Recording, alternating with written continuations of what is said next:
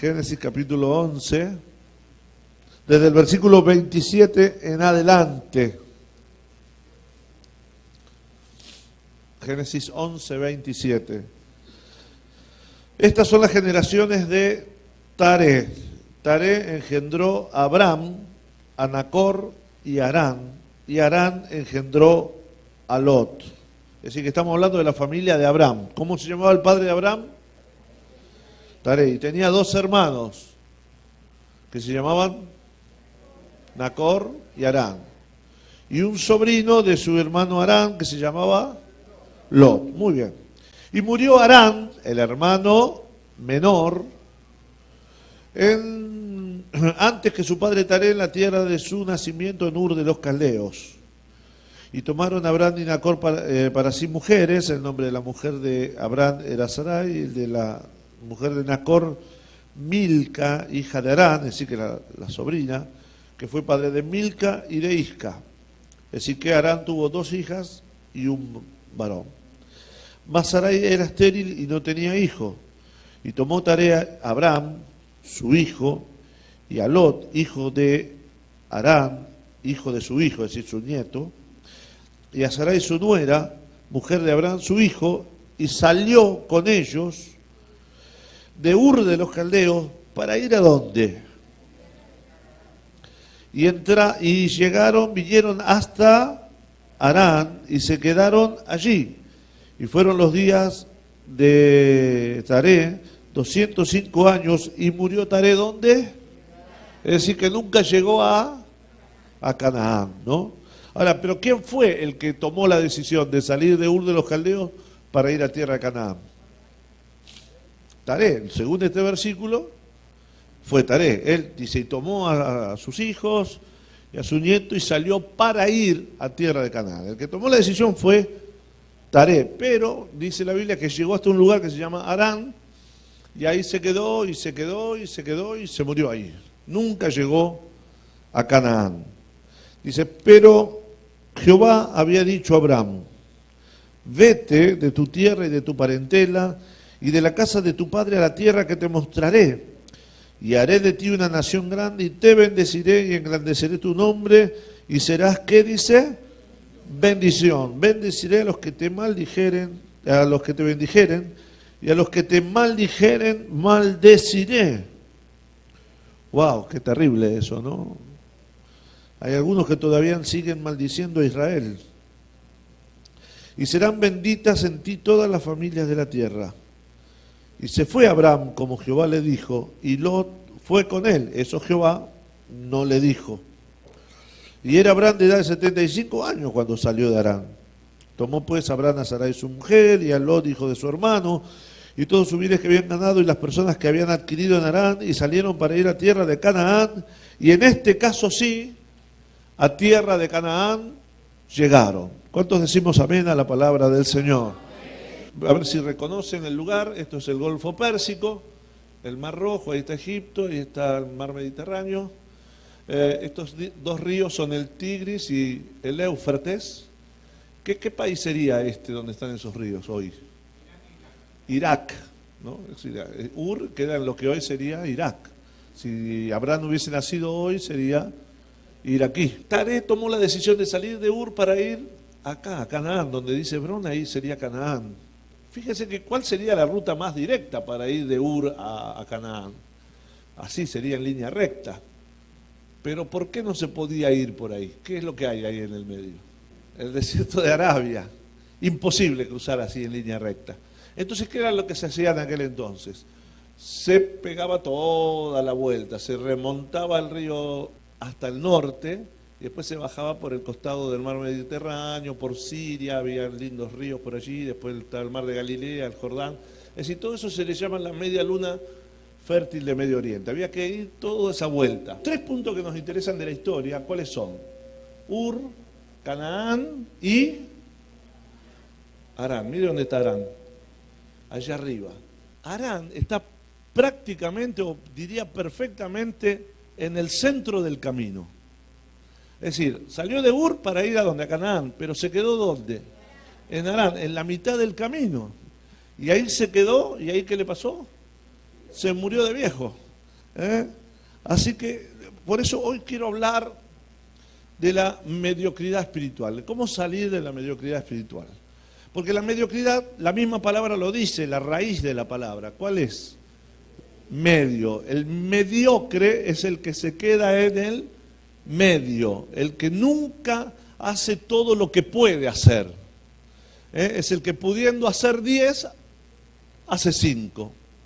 El que pudiendo dar 10, da 5. El que pudiendo venir a 10 reuniones, dice, si voy a todas se van a mal acostumbrar, mejor voy a 5. Dice. Entonces, son esas personas que siempre están empezando algo y nunca lo terminan. Voy a empezar la carrera tal, y después a los 2 años, no, ahora estoy empezando otra, dice, la dejé. Y usted a los 2 años de vuelta lo agarra y dice, sí, no, pero ahora estoy empezando otra. Nunca terminan nada, ¿no? Nunca logran completar un objetivo. Entonces, a veces también en el matrimonio nunca logran hacer algo, construir algo positivo. Entonces, este es un tema que usted a medida que vayamos predicando se va a dar cuenta la importancia que tiene y cómo es una trampa que el diablo le pone a los cristianos y que muchos cristianos lamentablemente caen en ella. Por eso la palabra de Dios dice el Señor Jesús, conoceréis la verdad y la verdad os hará libres. ¿Y cuál es la verdad? Dijo el Señor, mi palabra es verdad. Y la verdad de Dios nos hace libres de las mentiras y de las trampas del diablo. ¿Cuántos dicen amén a eso? Así que abra su corazón porque hoy Dios le va a hablar y esta palabra puede ser, te puede liberar o te puede también prevenir en el futuro de caer en alguna trampa del enemigo. Lamentablemente en la iglesia no todos los cristianos vienen a lo mismo. Yo tengo un mensaje que se llama ¿qué significa seguir a Jesús? Y ahí explico las distintas motivaciones a veces que hay. Yo como pastor yo me casé a los 22 años, hace 26 años, y al año siguiente empezamos a pastorear, así que tenemos 25 años en el ministerio con mi señora, y he podido ver que realmente a la iglesia mucha gente no viene con la motivación correcta. A veces en vez de venir a la iglesia a conocer la voluntad de Dios para nuestras vidas, venimos a la iglesia a decirle a Dios qué es lo que yo quiero que Dios haga. Venimos a darle órdenes a Dios. Venimos con las expectativas de que Dios haga mi voluntad. Y hermano, mi hermana, nosotros hemos sido creados por Dios para que nosotros hagamos la voluntad de Dios. Yo mirando esta historia y analizándola pude ver algunos aspectos que más o menos nos dan una idea de qué es lo que lleva a los cristianos a vivir una vida de cristiano mediocre. Que hay algunos motivos que podríamos identificar para que tú puedas ver si algo de esto no está afectando tu vida. Una de las cosas interesantes del mapa que hemos estado viendo es el nombre del lugar donde Taré se quedó. ¿Cómo se llama el lugar donde Taré se quedó? Harán. Pero Harán era el nombre de alguien, era el nombre de una persona. ¿Quién había sido Harán? Lo leímos nosotros hace un ratito. El hijo menor de Taré, pero que le había pasado algo. ¿Qué le había pasado? Se había muerto en la tierra de su nacimiento, en Ur. Es decir, hay un dicho que dice que todo hijo está preparado para enterrar a su padre, pero ningún padre está preparado para enterrar a su hijo, ¿no? Entonces, evidentemente, Taré llegó a Harán y empezó en ese lugar a pensar en quién. En su hijo muerto, ¿no? En su hijo que murió, en el hijo menor, encima el menor, porque aunque uno quiera a todos los hijos por igual, siempre el menor nos agarra medio padres, medio abuelos nos agarra, ¿no? El menor. Siempre los mayores se quejan de porque a él le dejaba hacer lo que a mí no me dejaba, ¿no? Y entonces se ve que le agarró la depresión y se quedó allí pensando, porque cuando usted va caminando para adelante, ¿no? Pero de pronto mira para atrás, ¿qué pasa con su caminar? Se detiene, porque está mirando para atrás. Y eso es lo que le pasa a muchos cristianos. Dejan de avanzar en las cosas espirituales. ¿Por qué? Por mirar hacia dónde. Por mirar hacia atrás. Evidentemente el que le puso nombre a ese lugar tuvo que haber sido Taré. ¿No? ¿Quién otro le va a poner ese nombre a ese lugar? Así que Taré le puso su nombre, el nombre de su problema, de su dolor, a ese lugar. Y hay cristianos que le ponen nombre y apellido a su quedadez espiritual. Son cristianos que miran para atrás. Yo le propongo un ejercicio. En esta semana usted, si encuentra algún cristiano que ya no viene más a la iglesia, párelo y pregúntele. Diga, mira, vino un pastor de Argentina que nos hizo hacer una encuesta. Pregunta número 1, ¿por qué no venimos a la iglesia? Dígale. ¿De qué le va a hablar esa persona? ¿Del futuro, del presente o del pasado? Le va a hablar del pasado. No, lo que pasa es que yo una vez fui a la iglesia y no me gustó una cosa, o a mí fulanito de tal me falló, tal persona que era cristiana y parecía muy santa, me falló, se me vino abajo un ídolo, o me hirieron, me lastimaron, me traicionaron, me estafaron, me hirieron, me criticaron, me calumniaron. ¿Cuántas cosas que a veces pasan en la iglesia? ¿Pasa todo eso? Sí. Lamentablemente pasan en la iglesia esas cosas. Cosas tristes, vi que se peleaban unos líderes y yo me escandalicé y entonces yo digo, no, si esto es la iglesia, yo no quiero saber más nada. Cuántas excusas. Te pasó algo negativo, venía a la iglesia, pero se me murió fulanito o sultanito, me quedé sin trabajo, entonces yo digo, ¿dónde está Dios? Es decir, que te quedaste ¿dónde? En el pasado. Cosas duras, cosas fuertes del pasado, y vos a tu vida espiritual le pusiste el nombre de eso que te pasó. Y eso que te pasó, o esa persona que te traicionó, te hirió, te lastimó, te defraudó, tú le pusiste nombre a ese lugar, a ese tiempo. Y ahí, espiritualmente, te quedaste en ese problema. ¿Cuántos me entienden? Digan amén. Yo podría también tener 1000 excusas para no haberme quedado. Ustedes saben, les contaba a los hermanos del otro culto, cuál es la música que más identifica en el mundo a la Argentina. ¿Cuál es? El tango. El tango es una música extraordinaria, preciosa, pero el problema son las letras del tango. Son todas tristes. Todas, usted escucha un tango y a los 2 minutos no sabe por qué, pero ya le está cayendo una lágrima por acá. Dice, todo triste, mi Buenos Aires querido, cuando yo te vuelva a ver, no habrá más penas, ni olvido, el farolito, no, todo así. Después, sur, paredón y después, sur, una luz de almacén, ya nunca me verás como me viera, recostado en la vidriera y esperándote, todo así. La casita de mi viejo, cuesta abajo en mi rodada, la percanta que me amuraste, todo así es el tango, todo triste.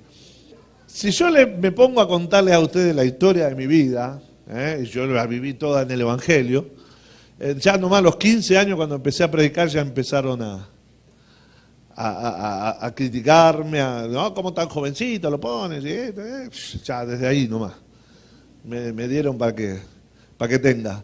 Y de ahí, bueno, si a usted lo criticaron, lo murmuraron, lo calumniaron, lo estafaron, a mí de todo, puedo hacer una colección, mire. Me pongo a cantar un tango de acá hasta mañana. Y salimos todos llorando de acá, Mire, qué cosa triste no le pasó a usted que a mí no me haya pasado. Ayer me llevaron a jugar ahí al dominó. Y empezamos contentos con mi señora a ganar y después vino el hermano Isidro y nos ganó.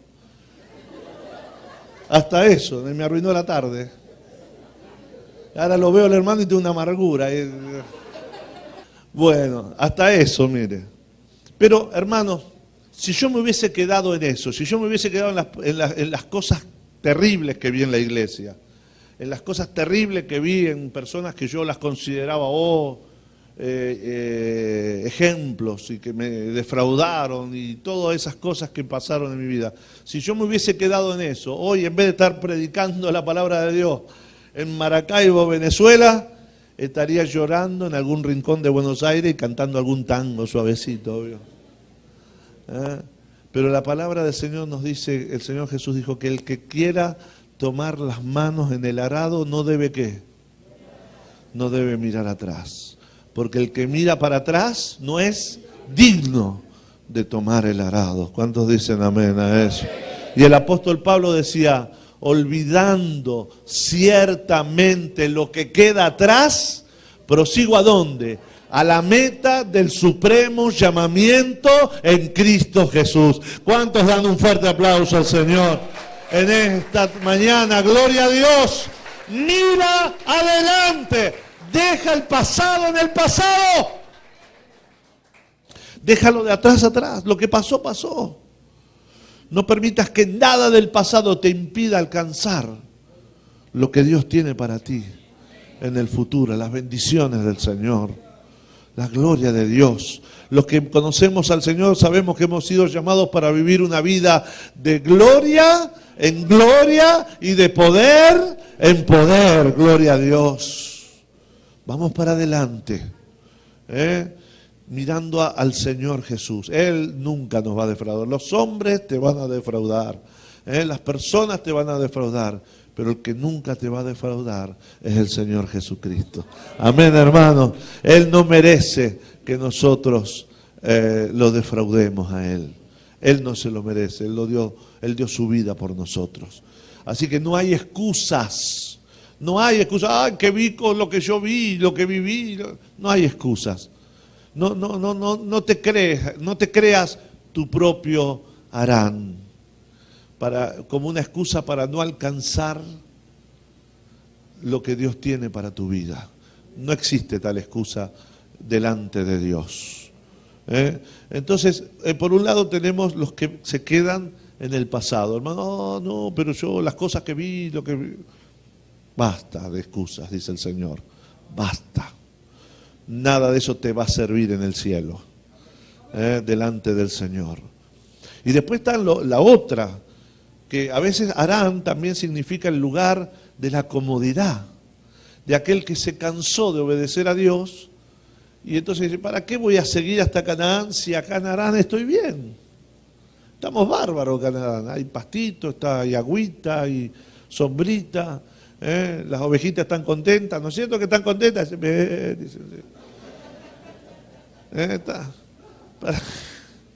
¿Para qué vamos a ir hasta Canaán si acá estamos bien? Hay cristianos que vienen a la iglesia y se conforman con venir los domingos nomás. Gracias que venimos los domingos. Ya el Señor me bendijo, me prosperó, bendijo mi matrimonio, nos sanó, ya está. Ahora, ¿para qué más? No, ya está, ya. Antes iba a la idolatría, ahora vengo a la iglesia. ¿Qué más quieren?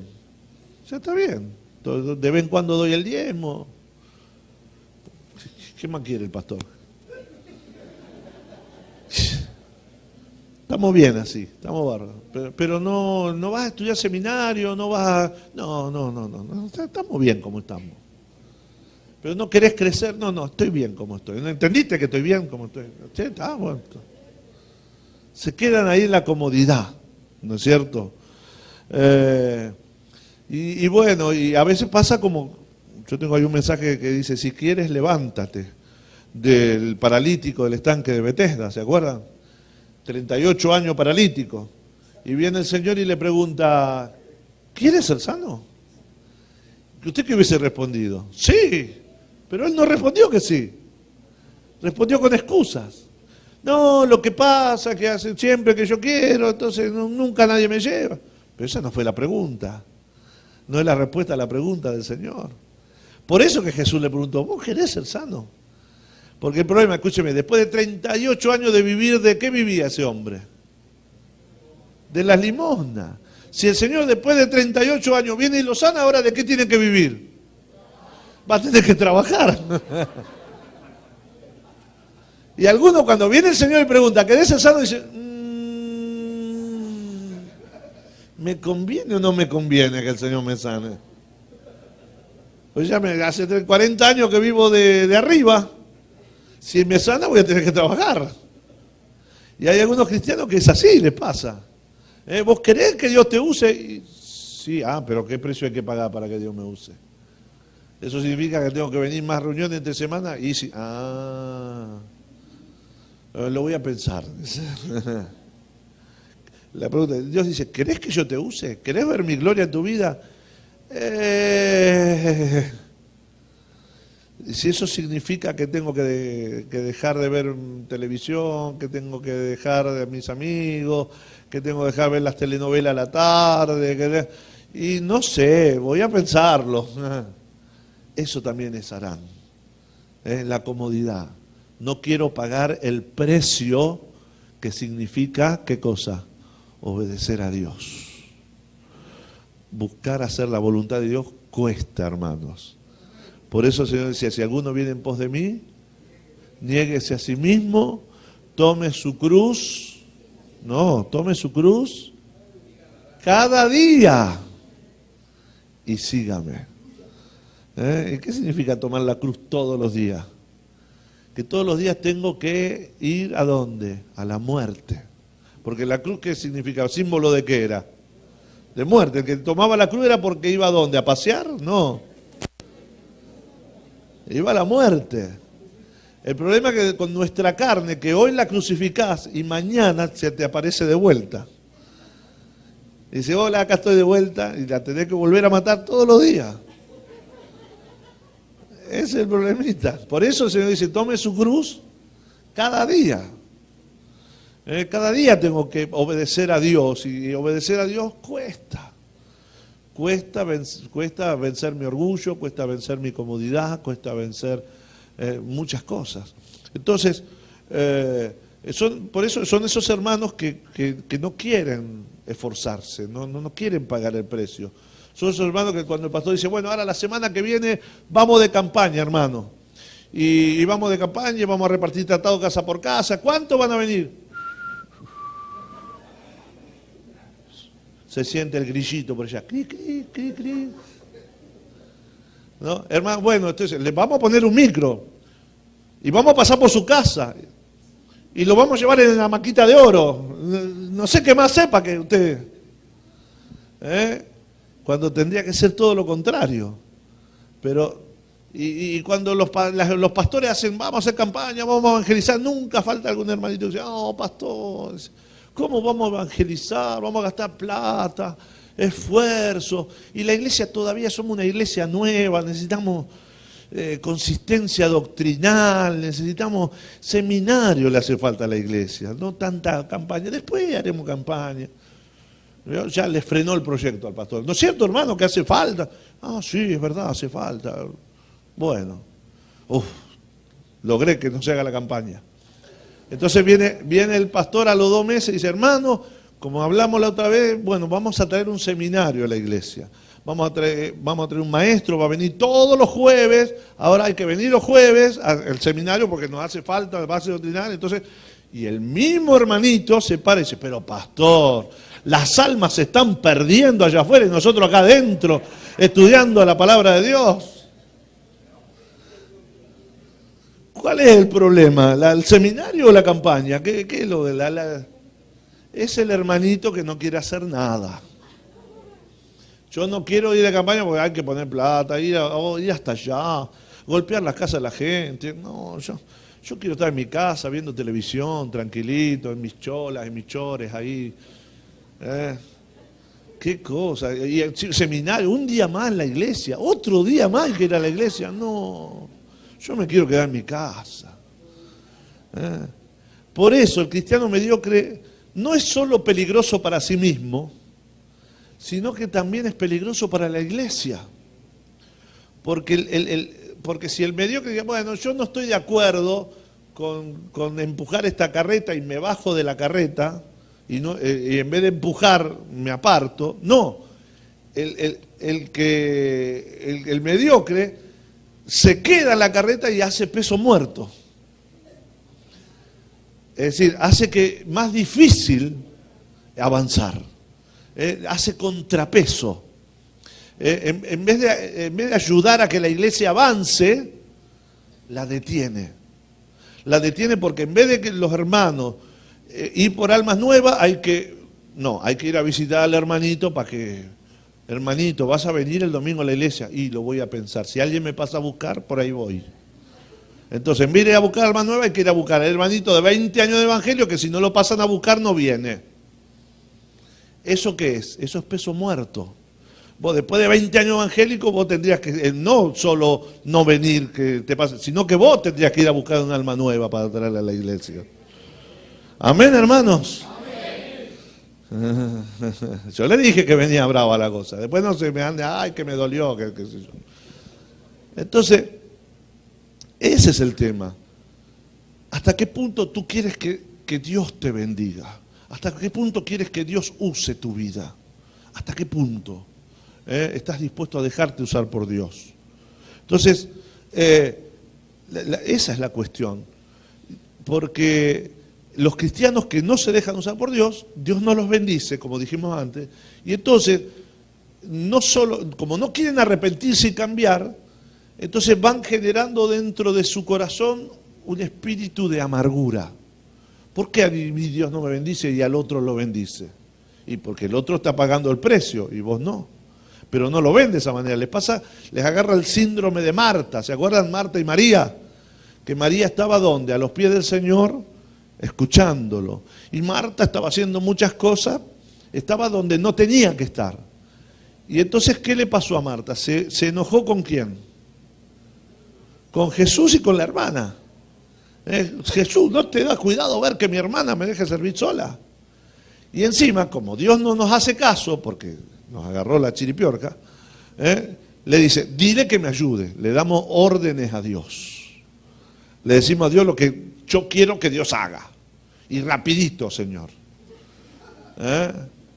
Me vas a bendecir. Si lo bendijiste a él, a mí me vas a bendecir también. Ah, sí. Pero no quiero pagar el precio de estar a los pies del Señor, de estar en comunión con Dios. Y entonces se genera ese síndrome de amargura, de enojo con Dios y con los hermanos.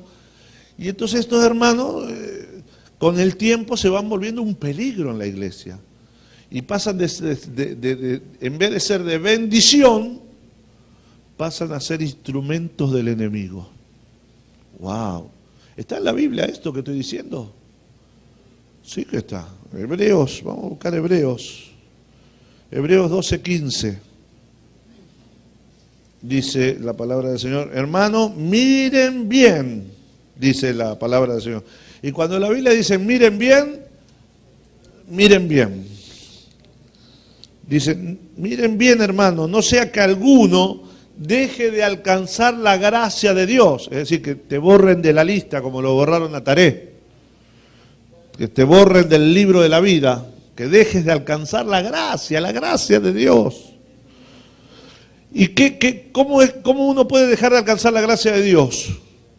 Que brotando alguna raíz de qué? Te estorbe a ti. Y por ella, muchos, no algunos, muchos sean contaminados. ¡Wow! Entonces, la amargura es una epidemia. Se contagia, la mediocridad se contagia. El mediocre no solo no se conforma con ser mediocre, sino que quiere que los demás también sean mediocres. Le molesta ver que otros avancen más que ellos. Les molesta. Yo le contaba hoy, había un corito hace muchos años. Ustedes son nuevitos en el Señor. Todos. ¿Habrá algún viejito acá? Que decía, caminando voy para Canaán. Decía, caminando voy para Canaán. Vamos para Canaán. Y había una estrofa que decía, si usted no va, no me lo impida a mí. Si usted no, yo no lo entendía de chiquito eso. Después con los años lo entendí. Son esos hermanos que no solo ellos no obedecen a Dios, sino que les molesta ver que los que obedecen a Dios, Dios los bendiga y los levante. Son enemigos de los bendecidos de Dios. Critican a todos los que hacen algo. Ellos no hacen nada, pero critican a los que hacen. Por lo general el que critica es el que no hace nada. Porque el que hace algo no tiene tiempo para criticar. Ahí tendría que haber dicho amén todos, pero... por lo general el que critica es el que no hace nada. Y hermano, y los que se equivocan son los que hacen cosas. El que nunca se equivoca es el que no hace nada. Entonces, por eso siempre a los que hacen algo hay algo para criticar, porque hacen algo por lo menos. Y el que no hace nada, como no hace nada, dice, bueno, entonces vamos a criticar, para hacer algo. Y entonces esa amargura se contagia. Si usted pone una manzana podrida y le pone en un cajón y le pone 20 manzanas buenas, ¿qué va a pasar a los 2 días? Tiene 21 manzanas podridas. Si usted pone acá en esta fila de 7 sillas, 6 hermanos que no tienen ningún problema y le pone en el medio un hermano con amargura, ¿qué va a tener en un mes? 7 hermanos amargados, que no van a querer hacer nada en la iglesia, porque se contagia. Por eso hay muchos hijos de creyentes que no quieren saber nada con venir a la iglesia, porque lo que escuchan en casa es pura amargura. Había una hermana, me contaron la historia de una hermana que de muchos años en el Señor, pero el hijo no era creyente, y se enfermó de SIDA, y entonces le dijo, hijo, te traigo los pastores para que te oren. Y él dijo, pero los pastores, si vos toda la vida me dijiste que los pastores esto, que los pastores aquello. No, yo no quiero que esa gente me ore. Entonces te traigo los diáconos. Los diáconos. Si vos me dijiste que los diáconos esto, que los diáconos aquello, que no los soportaba por esto. No, yo no quiero saber nada con esa gente. Entonces te traigo el hermanito tal. El hermanito tal, si vos me dijiste que era esto y era aquello. No, yo no quiero saber. Le había hablado mal de toda la iglesia. Entonces no quiso que nadie le ore y se murió. Sin que nadie le ore. Y el hermano, ay, ¿por qué? ¿Por qué? ¿Por qué? ¿Y por qué? ¿Por qué le transmitiste tu amargura a tu hijo? Entonces, después no andes llorando que tu hijo, ¿no? ¿Qué escucha tu hijo? Porque cuando ustedes hablan en sus casas, los matrimonios, la familia, hay oíditos que están escuchando, ¿sabía usted, no? Hay oídos que escuchan. Y después no se queje si su hijo no ama a Dios y no busca al Señor. Porque eso va a ser una consecuencia de lo que usted influencie en sus hijos. Amén, hermanos. Así que, por ejemplo, en el libro El poder de su presencia de Alberto Motesi, usted lo puede leer, hay el caso de un muchacho que Motesi fue a verlo, porque se había apartado del Señor, hijo de líderes, y entonces le preguntó, ¿qué pasa? Si vos naciste en la iglesia, ¿cómo que te apartaste? Y él le dijo, porque estoy cansado de que mis padres en la iglesia canten como ángeles y en casa griten como demonios. Ese testimonio. Entonces, ¿qué es lo que hablamos? ¿Qué es lo que sale de nuestra boca? ¿Sale bendición o sale amargura, murmuración? Entonces, esa mediocridad envenena a la iglesia, la lastima, la frena. Es peligroso. El cristiano mediocre es peor que un mundano. Es peor, porque conociendo a Dios y teniendo la oportunidad de ver la gloria de Dios, decide vivir en amargura, vivir a medias una vida cristiana. Entonces, son peligrosos y a veces se convierten en un mal dentro de la iglesia que los pastores a veces tenemos que extirpar. Lo que yo le voy a decir ahora, mire, es terrible lo que voy a decir ahora, pero lamentablemente no creo que su pastor se lo predique nunca esto. ¿Sabe por qué? Porque yo tampoco lo predicaría en mi iglesia. Pero como estoy en la iglesia de otro, me voy a desahogar. Voy a hacer la catarsis pastoral así. Entonces, la Biblia dice, nos manda a los pastores que cuando hay hermanos así, llenos de amargura, llenos de mediocridad, que dañan la iglesia, hay que, después de una y otra amonestación, sacarlos de la iglesia. Echarlos queda medio, pero es echarlos, pero lo decimos de otra manera. ¿No? Hay que sacarlos de la iglesia, porque dañan al cuerpo de Cristo. No me miren con esa cara como diciendo, ¿de dónde sacó eso, pastor? Está en la Biblia, hermano. Está, y me siguen mirando mal. Bueno, voy a tener que mostrarle los versículos bíblicos, no me queda otra. Tito capítulo 3.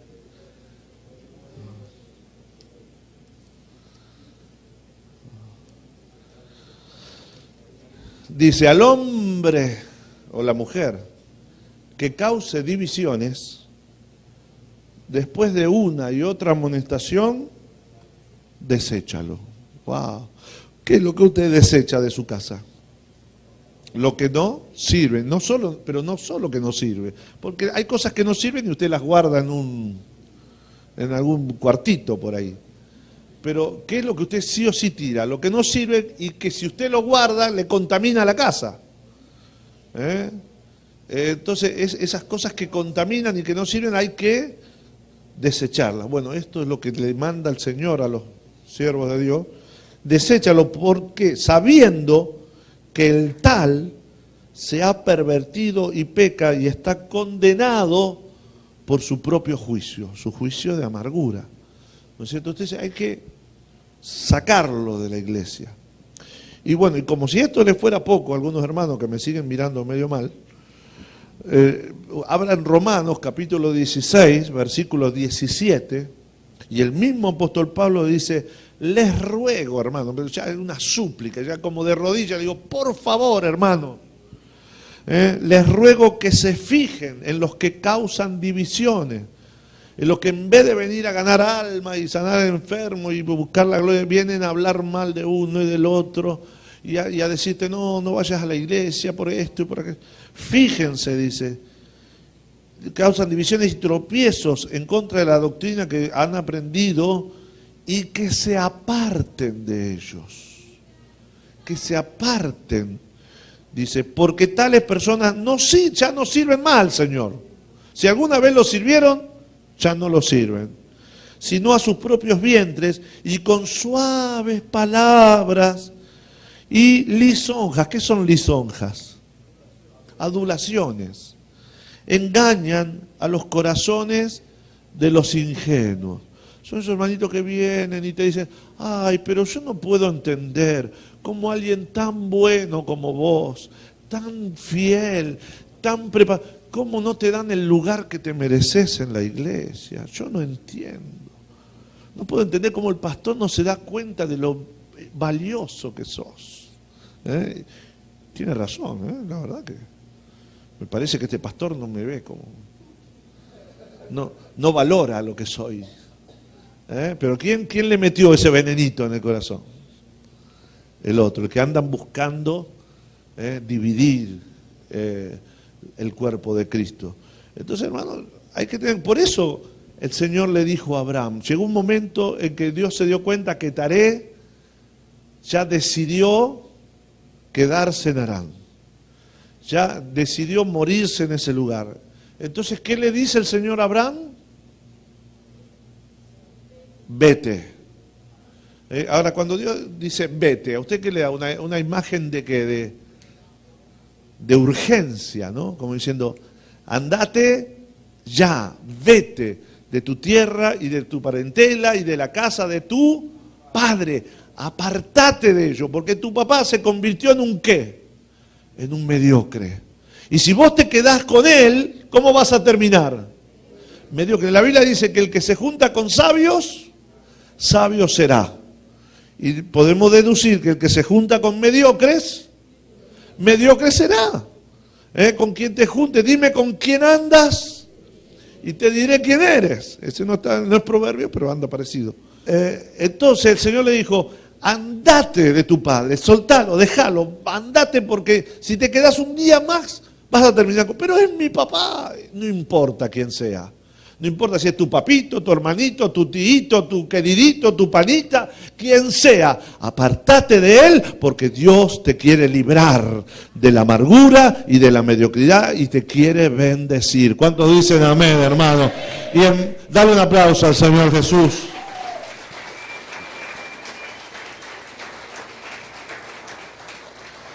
Y yo te aseguro, mi hermano, que es mucho más importante que Dios te bendiga que quedar bien con uno de estos mediocres, por más familiar o amigo que sea tuyo. No vale la pena, no vale la pena. Yo tuve un caso hace muchos años, les contaba hoy, de un joven líder de la iglesia que, no sé, se llenó de amargura y andaba haciendo cosas que no debía.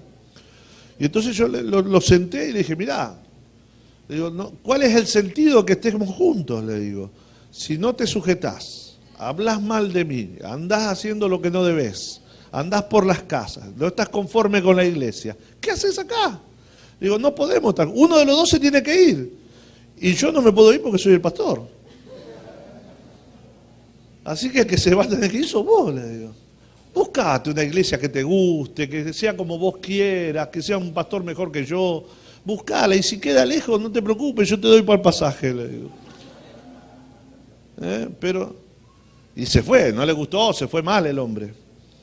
Pero había un muchachito, un amigo de él de la infancia, que también era líder en la iglesia, y que tuvo que tomar la decisión, ¿qué hago? ¿Me voy con mi pana de toda la vida o me quedo donde Dios me puso? Y el que sí, que no, terminó haciéndole el aguante, la compañía al amigo de toda la vida. ¿Y cómo terminaron los dos? Mal. Como tiene que ser, según la palabra del Señor. Ahí andan, ese anduvo de iglesia en iglesia, y lo mismo que me hizo a mí, se lo hizo a otro y a otro y a otro pastor.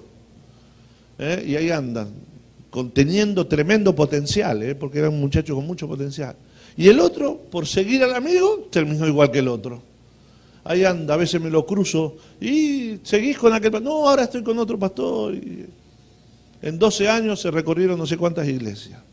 Y están peor que cuando se fueron. Por eso el Señor dice, vete. Vete, salí de esos hermanos inconformes que nunca hacen nada para Dios, que lo único que hacen es criticar a los pastores, que ya se recorrieron todas las iglesias de Maracaibo y ningún pastor le cae bien. Pero vos no estabas con aquel pastor, no, muy viejo ese pastor. Bueno, entonces andá con aquel, no, ese es muy joven. Entonces andá con aquel, no, muchos hijos tiene ese. Bueno, entonces andá con aquel, no, ese no tiene hijos. No, y andá con aquel, no, aquel no, muy bajito, no, es muy alto. No le va a ir bien ninguno. Hay que tener cuidado, hermano. Hay estos hermanos que habla el apóstol Pablo, que hay que apartarse de ellos, son peligrosos. Es un espíritu ese, yo le llamo el espíritu araña, el espíritu de Spider-Man. Están los hermanos araña y están los hermanos mosca.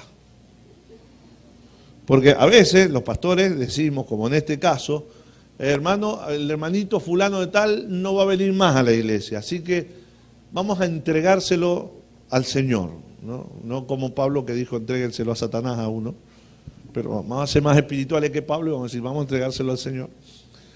Y entonces no lo visiten, pero nunca falta algún hermanito de esos que son más buenos que el Señor, y dicen, pobrecito el hermanito, yo lo voy a ir a visitar.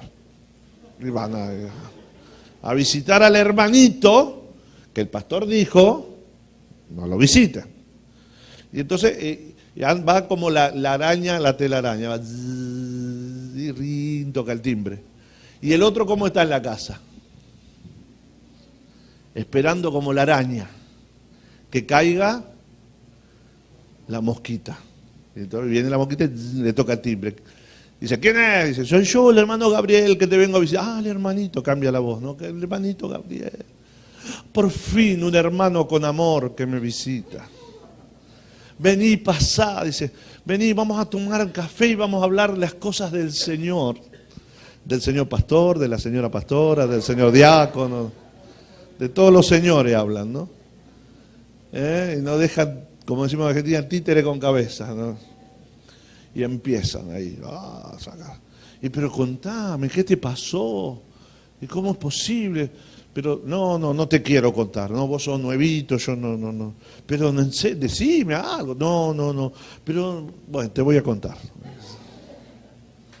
¿Y qué hace? ¿Qué hace la araña cuando cae la mosca en la telaraña? ¿Qué es lo primero que hace? Hace tres cosas la araña. ¿Qué es lo primero que hace? La envuelve con la telaraña. ¿Después qué hace? Le inyecta el veneno ¿para qué? Pero para no matarla, sino para adormecerla, para poder chuparle todo el jugo. Por eso usted cuando limpia la telaraña, la mosca está entera, pero seca. Entonces, empieza a envolverte con argumentos, ¿no? Vos, sí, hermano, la verdad que qué bueno, qué amoroso que sos vos, que me viniste a visitar. No hay otro como vos, la verdad que la iglesia no te merece a vos, porque, ¿no? Después sí, pero en la iglesia han pasado cosas. Yo no quiero hablar del pastor, pero te voy a hablar. Ya no es el mismo de antes. Yo lo conozco cuando era como el hijo, así con pelo en la cabeza. Ahora ya. Pues, ahora ya no es del mismo. No. Y empieza, ¿no? Y le va. Y le mete intrigas, ¿vio? Y cosas, ¿sí? Pero, porque ¿qué pasa con el dinero? ¿Y qué pasa con esto? ¿Y qué pasa con aquello? Y el hermanito de a poquito se va, ¿qué le va pasando? ¿Le va inyectando qué? El veneno, toda su amargura, porque no, se lo va metiendo al otro y lo va secando espiritualmente. Y ese hermanito que Dios lo llenó de bendición en la iglesia, que venía a la iglesia y que se lo ministró, los pastores lo atendieron, le pusieron gente para que lo cuide, lo ministraron, el Señor lo sanó, restauró su matrimonio, su finanza, y fue bendición. Venía a la iglesia, el hermanito, ay, mi iglesia sobre la roca, cómo los quiero a mis hermanos. Entraba a la iglesia y los veía todos como con alitas en las espaldas. Decía, ay, son ángeles mis hermanos, cómo los quiero. Se quedaba hasta último a saludar a todos. Y miraba al pastor y decía, ay, si hasta le veo una nubecita blanca sobre la cabeza al pastor. Una vez me pasó, a mí vino una hermana y decía, cuando usted estaba predicando, pastor, yo veía como un resplandor sobre usted. Y yo, qué lindo, ojalá dentro de 10 años vea lo mismo, decía yo. Y bueno, esa misma hermanita, va a la casa del hermano Araña y como viene el domingo a la iglesia, entra por allá y entra así. Son todos endemoniados los que están acá. Y cuando sube el pastor al púlpito lo mira. Si hasta veo que le salen cuernos en la cabeza al pastor, parece Satanás. ¿Qué te pasó? ¿Qué te pasó, hermano? Todo lo que Dios te había bendecido, lo perdiste en una charla de 2 horas con el hermanito Araña. Te secaste espiritualmente. Y ahora en vez de ser un siervo de Dios, te convertís en un siervo del enemigo, porque esa misma amargura se la vas a contagiar a otros. Por eso el Señor en esta mañana a algunos de los que están acá les está diciendo, vos sabés de quién te tenés que apartar. Vos sabés de quién tenés que dejar de juntarte. Pero es quien sea, no importa quién sea. En vez de juntarte con los que lo único que hacen es criticar, lo único que hacen es hacer nada en la iglesia, Dios te está hablando en esta mañana y te dice, yo quiero que te juntes con los que van a Canaán, con los que obedecen a Dios, con los que viven pensando en ganar almas, sanar enfermos, echar fuera demonios, ganar Maracaibo para Cristo, en hacer la voluntad de Dios. Con esos, con tus pastores, con tus líderes, con ellos te tienes que juntar. Dale un aplauso grande al Señor en esta mañana. Gloria a Dios. Busca a tus líderes, júntate con ellos, crece espiritualmente, llénate de influencias positivas, porque van a ser de bendición para ti y para tus hijos y tus nietos. Vas a ser de bendición y vas a hacer que tu vida sea una vida de bendición. Por eso yo he descubierto que la mediocridad pone mal a Dios. Cuando usted, en la parábola de los 10 talentos, a uno le dio 5, a otro 4 y a otro 1. El que le dio 5 le devolvió al Señor ¿cuánto? 10, el 100%. El otro le dio 2, le devolvió 4, el 100%. Y el Señor a los dos les dio la misma recompensa porque los dos dieron el máximo de lo que podían dar. Y el Señor le dijo, bien, buen siervo y fiel, sobre poco has sido fiel, sobre mucho te pondré, entra al gozo de tu Señor. Pero cuando vino que le había dado uno, ese tendría que haberle devuelto al Señor ¿cuánto? 2, pero le devolvió 1. ¿Y cuánto es 1 de 2? La mitad. Le devolvió la mitad de lo que tendría que haberle dado. ¿Y el Señor qué le dijo a ese hombre? Dijo, está bien, pobrecito el hermanito, le falla un poquito, no tiene. ¿Dijo eso el Señor? No. El Señor se puso mal y le dijo, siervo malo y negligente, sabías que yo iba a venir y que iba a reclamar lo mío, lo que yo te di. Tenías que haberlo multiplicado, tenías que haberlo hecho producir y no hiciste nada. Por tanto, afuera con él. Allí será, ¿qué cosa? El lloro. ¿Quién está diciendo esas palabras? ¿El Jehová de los ejércitos del Sinaí con humo y fuego? ¿O Jesús de Nazaret? Es Jesús el que lo está diciendo. Es en el Nuevo Testamento que está esto. Cuando Dios le habla a la iglesia de la Odisea, en el capítulo 3 de Apocalipsis, le dice, yo conozco tus obras, que no eres ni frío ni caliente. Por cuanto eres, ¿y qué es la tibieza entre lo frío y lo caliente? La mitad. Por cuanto eres una iglesia tibia, eres una iglesia mediocre, yo, dice el Señor, te vomitaré de mi boca. ¡Wow! No es Antiguo Testamento, es Nuevo Testamento. Es en la gracia. Porque la mediocridad ofende a Dios. Cuando un cristiano se da medias, cuando un cristiano no le cree a Dios, cuando un cristiano no diezma porque dice, si no llego a fin de mes, ¿qué me pasa? ¿Qué le estás diciendo a Dios? Que yo no creo en ti, Señor. Yo no confío que vas a cumplir tu promesa. Cuando yo no me doy por completo a Dios, ¿qué le estoy diciendo a Dios? Y porque no sé, y si después Dios no me recompensa. Ese es un mensaje de incredulidad. Entonces, hermanos, a Dios hay que darle o todo o nada. A medias no sirve. El Señor dice, el mediocre yo lo voy a sacar de mi cuerpo. Porque usted, ¿cuándo vomita? Cuando tiene en su cuerpo algo que le está haciendo mal. Entonces su propio cuerpo lo expulsa. El Señor dice, los mediocres le hacen daño a mi cuerpo, al cuerpo de Cristo. El mediocre daña a la iglesia, la lastima, la estanca, no permite que la iglesia avance. Y eso es jugar con fuego, porque no te va a sacar el pastor a veces. Dios mismo te va a sacar, si no nos ponemos en el lugar que Dios quiere que nos pongamos.